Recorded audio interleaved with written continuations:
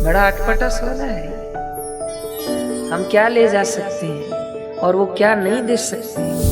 कभी संतों के पास खाली हाथ नहीं जाना चाहिए। गुरुजी ने कहा इधर ले आ, जो आप दोनों की स्थिति है तो 7-8 साल तो आपको कोई संतान नहीं होगी। तो पूरी कांप रही थी क्योंकि कभी उन्होंने दर्शन तो किए नहीं थे। तो उसको जब दिखाई बच्ची तो डॉक्टर ने पूछा किसकी लाए हो।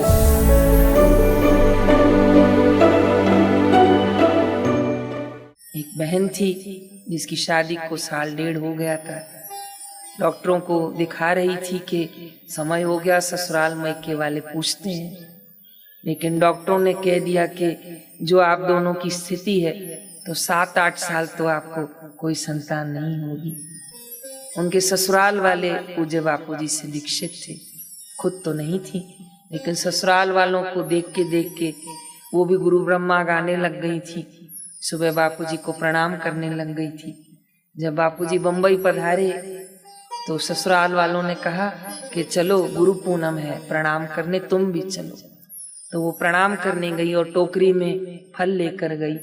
अच्छे संस्कार होंगे मायके के कि कभी संतों के पास खाली हाथ बोलो नहीं जाना चाहिए। वो हमको पता नहीं कौन सा खजाना लुटाने वाले, वो हमको पता नहीं कौन सा अद्भुत ज्ञान देने वाले। हम दे दे के नश्वर देंगे और संत दे दे के, बोलिए कबूल कीजिए, शाश्वत देंगे। हम दे दे के संतों को नश्वर देंगे और संत दे दे के हमको शाश्वत देंगे। आप ले आके क्या ले आओगे? फल, वस्त्र, सोना, चांदी, पैसा और क्या ले आओगे? लेकिन ये जितनी चीजें ले आओगे वो सब, बोलिए जोर से बोलिए, नश्वर। यहीं से कमाए यहीं छोड़ोगे। लेकिन जब संतों के पास झोली फैलाओगे तो जो ज्ञान मिलेगा वो शाश्वत, जो भक्ति मिलेगी वो शाश्वत, जो कृपा मिलेगी वो, जो मंत्र मिलेगा वो शाश्वत, जो मुक्ति मिलेगी वो शाश्वत। बड़ा अटपटा सौदा है। हम क्या ले जा सकते हैं और वो क्या नहीं दे सकते।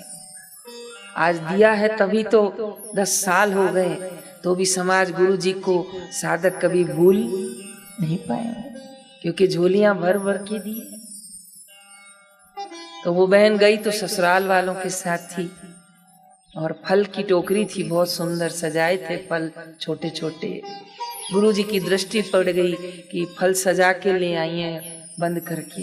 गुरु जी ने कहा इधर ले आ, और सब बापूजी को बांटने में सहूलियत हुई क्योंकि वो पैक करके लाई थी। तो गुरुजी ने बांटा तो उसकी पूरी टोकरी खाली हो गई। तो पूरी कांप रही थी क्योंकि कभी उन्होंने दर्शन तो किए नहीं थे, उनके ससुराल वाले दीक्षित थे। तो वो प्रणाम करके जब पीछे हटी तो गुरुजी ने कहा इधर आ, संतों के यहाँ से खाली टोकरी नहीं ले जाते। इतना गुरुजी का बोलना और टोकरी में एक सेब फल बापूजी ने डाल दिया, तो भी वो पूरी कांप रही थी। गुरुजी कहे कांप क्यों रही है?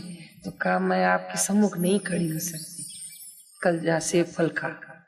तो ससुराल वाले इतने खुश हो गए कि साधक तो हम है, बाजी तू मार के आ गई, हमको तो प्रसाद नहीं मिला, तेरी टोकरी में फल आ गया। और इतनी खुश हो गई। और जो फल उसने खाया, क्या पता किस रूप में आके नारायण मिल जाएगा, क्या पता किस रूप में महापुरुष किसको दे देते हैं, पता ही नहीं चलता। बस वो फल उन्होंने खाया और वही 2 महीने के बाद उन्होंने अपने घर वालों को खबर दी कि गुरु कृपा से मेरे दिन फले फूले हैं। और सुंदर कन्या का उनके घर जन्म हुआ, जयराम जी की। और वो उसी डॉक्टर के पास लेके गई थी जिन्होंने कहा कितने साल लगेंगे, 7 साल। तो उसको जब दिखाई बच्ची तो डॉक्टर ने पूछा किसकी लाए हो? तो कहा हमारी खुद की लाए हैं। तो कहा नहीं हो सकता। तो कहा हो सका है, संभव है। तो कहा कैसे? कहा गुरु कृपा से सब कुछ संभव है।